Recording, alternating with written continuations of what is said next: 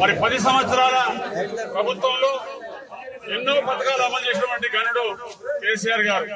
ముఖ్యంగా వ్యవసాయ రంగానికి జిఎస్ఎల్ మెడికల్ ఇన్స్టిట్యూషన్స్ మరియు కిమ్యూ ఇంటర్నేషనల్ యూనివర్సిటీ భాగస్వామ్యంతో ఇండియన్ అలైన్డ్ ఎంబీబీఎస్ కోర్స్ అడ్మిషన్లు అందిస్తోంది నియో.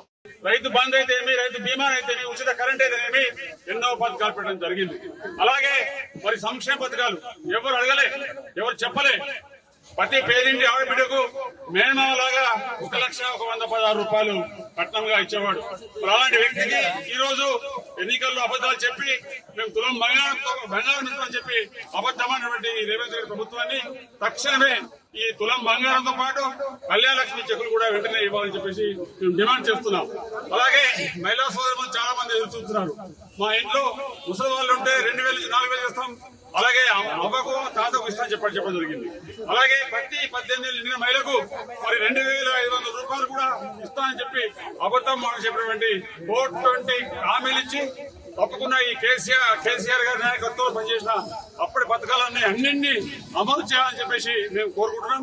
ఈ రోజు రేవంత్ రెడ్డి గారు ఏ ఒక్క పథకాన్ని ఆపినా తప్పకుండా ఇది ఉద్యమం మొదలైంది. ఇంకా ప్రజా ఉద్యమం పెద్ద ఎత్తున జరుగుతుందని చెప్పేసి తెలియజేసుకుంటాం. జై కేసీఆర్ నాయకత్వం.